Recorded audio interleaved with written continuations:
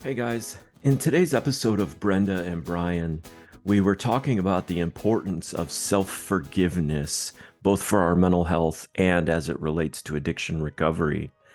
And during the conversation, we gave some real good examples of how it is we can go about working through this process of self-forgiveness.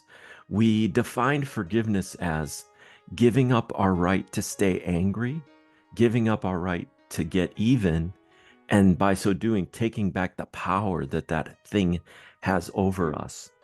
So, in the midst of the conversation, talking about forgiveness and self forgiveness, I gave an example of forgiving someone else as a way to explain here's a good example of what it looks like, practically speaking, how we go through the steps of forgiving someone else or forgiving ourselves.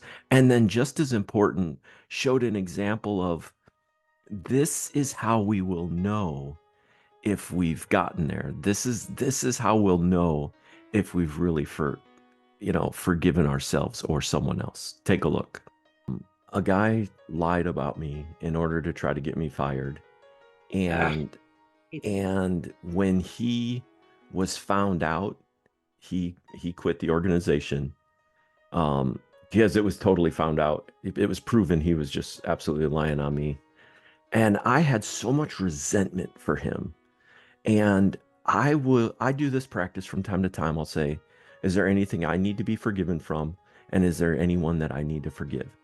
And time after time after time, I would think about this guy and I'd get mad again, like, oh, I can't stand him.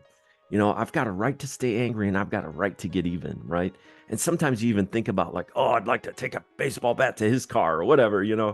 Um, so what I would do is here and now, I forgive him for what he did. I give up my right to stay angry. I give up my right to get even, and I give it over to God as I understand him. As far as it pertains to me, I'm going to live at peace. And that was helpful. But a day later, 2 days later, a week later, you'd think of him again, and I'm mad again. And I asked him I forgave him again and again and again, to the point when I would do that. Is there anything that I need to ask for forgiveness for? Is there anyone that I need to forgive?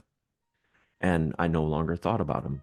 Years later, I saw him in a Verizon store, and he came up behind me and we talked for a few minutes. And look, he and I'll never be friends, but that had no power over me anymore. And here's how you know if a situation or a person has power over you. You know that person as soon as you think of them, you're like, oh, Becky, right? You know, oh, Jason, that guy. Uh, that has power over you because it elicits unwanted emotion. So he walked in. I'm like, yeah, it is what it is, because I forgave him. Not for him, forgave him for me. Guys, that's just go ahead, Brenda. Yeah.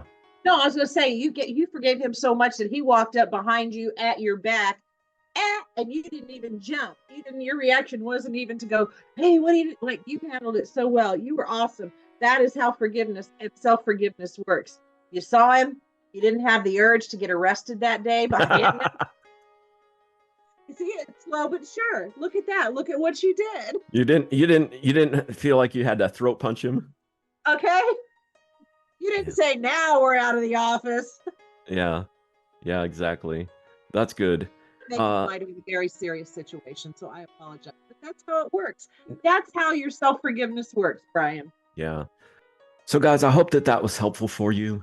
As always, I'm Brian on YouTube at New Life Recovery. God bless you. I love you. Until next time, be well.